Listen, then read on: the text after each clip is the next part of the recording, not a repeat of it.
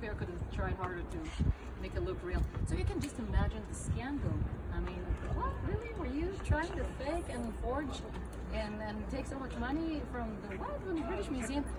Obviously, Shapiro said that this is, of course, a lie. I mean, he said, how can Benoit possibly announce something as a forgery if he never saw any scrolls in his life, right? But Benoit was very strict about this. He said this is definitely forgery, and everybody was so upset. All the newspapers in Europe were filled up because the crooked Jew. Well, he's converted for like 20 years, but they remember that he was Jewish once. And now the guy, Shapiro, at a certain point, he said, "You know what? I'm willing to accept that this is forgery, but I didn't forge it. I mean, you can say that I'm stupid because I didn't recognize. I mean, the Bedouins who found it in the Dead Sea area, they convinced me that this is real. So maybe I'm not. You know, I'm like." He said, "You know what? I may be not so professional, but definitely not a liar." But nobody wanted to listen to him. And that was the end of his career. What year is this? 1886, 7. I mean, the whole thing happened in 1885 or 6. I mean, 1885, 6.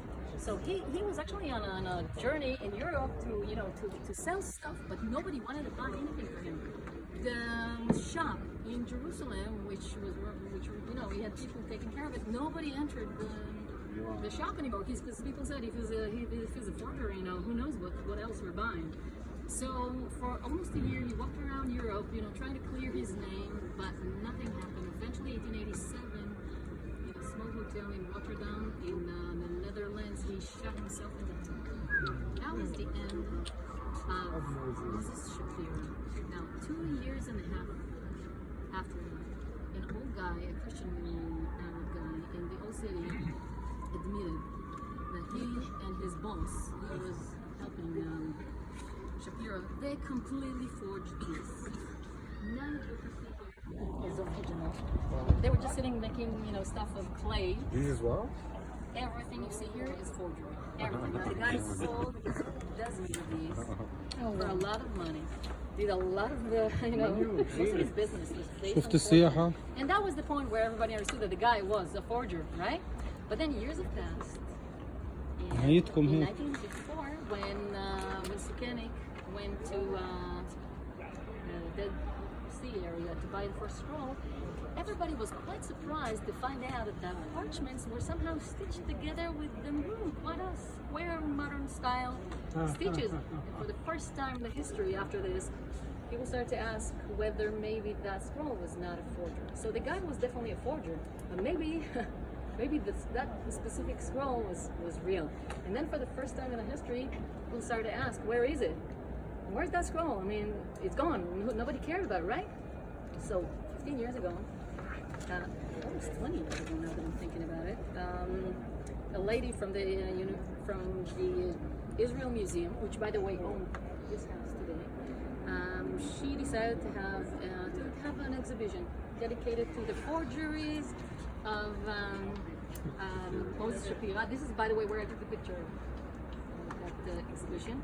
And she was very curious to know where the scroll was going. So I want to give all the credit for this research to Irit Salmon, an incredible lady who decided to go all the way to solve this question. So she went to England, she read all the papers that were written around, and she found out somehow that the forgery that claimed to be forged scroll was sold to a merchant from Sydney, from Australia.